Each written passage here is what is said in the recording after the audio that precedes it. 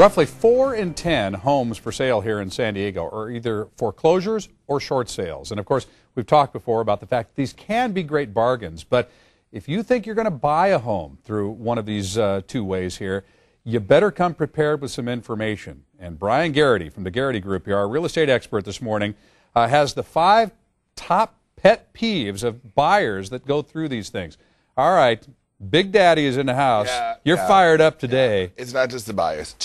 Yeah. These are my pet peeves too. This really, as an expert in this field, this stuff really smokes you when you start seeing what's going on here. Right. Just talking about short sales in the banks are just like bad little children, and you just can't get them to be good.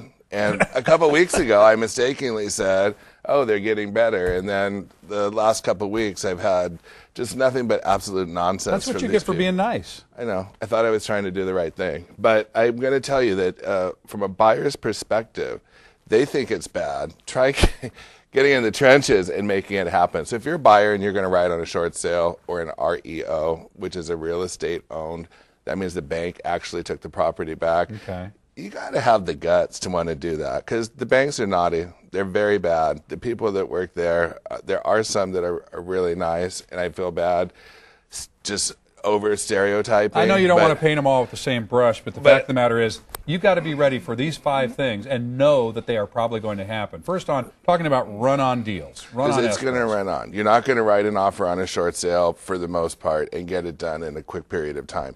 You might. There's some banks like Wachovia that has a streamlined process. Nothing bad to say about them. I'll say that bank is on top of it, and they treat you right, and they treat their consumers right. But any other bank you can plan. I've had some that I've had sitting there since December, and I can't, no matter how I call. Yeah, the negotiator's going to call you. Oh, we've elevated it to the vice president. Oh, we've elevated. Hello, hi, Bryan Garrity here. Can I help you? I mean, I just can't. And then everyone's got it's like the first time you've ever talked to anybody is what it seems right, like. Or you get someone that's trying to pacify, acting like, oh, the email is going to go to the vice president. You'll get a call back for sure this time. And it's like, come on, people, what's going on? You've got these sellers that are hurting, buyers that want to get in, and then this is just what makes the buyers not want to wait. So, and then the buyers want to make a lowball offer. Look, on my short sales, I already know the banks aren't going to take it. So if as a buyer you think you're going to go out there and get a great deal and shave off something and write an offer to the bank and have the bank accept it, you are sadly mistaken. The bank is going to take what's market. So if you go write an offer with your agent, you need to write an offer that represents what's going on in that marketplace so that your offer gets accepted. And you'll put them in the ballpark on that so that they don't make that mistake. Last-minute postponements, cancellations. That has more to do with if the property is foreclosed on, you go to the courthouse steps, you bring your cashier's check to buy the property, $9.59, the bank calls and postpones it because somebody called or they realize, oopsie, we made a mistake, or, oh, these people are in bankruptcy. We're not allowed to take this house back. I could give you the whole list of stories of what they do. But again, folks, this is just the reality of this, and we're just telling you this so that you'll be prepared. You can still navigate through this, but, let Bryan do it for you. Yeah, thanks. They don't like it when he calls, and he's angry. Well, it's ridiculous. And then I talk about the bank's vortex or the black box. Some banks have gone to a web-based accountability, so it's better, but most haven't. You still have to fax it in. They never receive it. They lose this page. They've got all 99 pages, but yet the one page that you need to close the deal, they can't seem to find. I mean, it's just like that time and again. And I'm really, really on fire. I'm really tired of the way the banks are treating the people. And the double standards. It's total double standard. They didn't have any problem taking money from the government when they were in trouble. But, now that you have these homeowners who are really hurting, who've been, I'm getting my loan modified. How long have you been working with the bank? 27 months. Well, that's probably upstairs. You're not going to get a loan modification.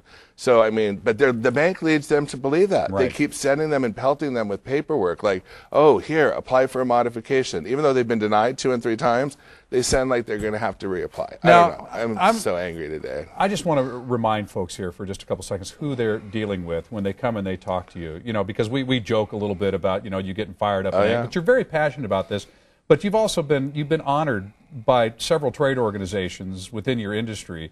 Thank you. Letting you know and letting the world know that you're one of the top guys in your field. Thanks. So I just want to. You can go to Bryan's office and you can look at the plaques on the walls and so forth and understand that Bryan knows what he's talking about, and the industry knows that as well.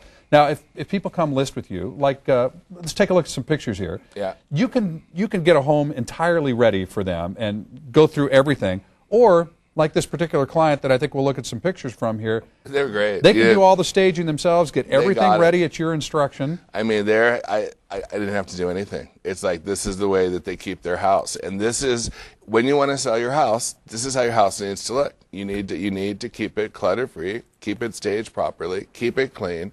People are going to want to make showing appointments at all hours of the day, and whether it's a short sale or a regular sale, it's like you need to do it. I know being a short sale, it feels stinky, but you still want to move your house and you still want to try to get that short sale done. And so keeping your house staged is always going to get a top dollar. It's just going to attract the people. And let Bryan take on some of the frustration and aggravation for you. He knows how to navigate this stuff. He's been through it. He's got broad shoulders. He'll take it on for you, and he'll go to work for you and battle it out for you here. And I've got one egregious story that quick one. It's very quick. I'm going to talk about it next time. If this bank does not come and be fair with these people, I'm going to talk about who the bank is, what they've done to these people. I'm going to lay it out. I'm going to give all facts. So I'm going to wait until the next segment. But if that's the case, I'll just give you an example of just how bad the banks really are. And you'll name names if they don't play ball. I'm going to name the names. This is like one warning shot that they better help these people out. Bryan Garrity, the Garrity Group, and that's who you want on your side if you're buying or selling a home, especially in this market. It's always good to see you. Thank you. Okay. All right. For more information, you go to san diego6.com and you click on San Diego Living.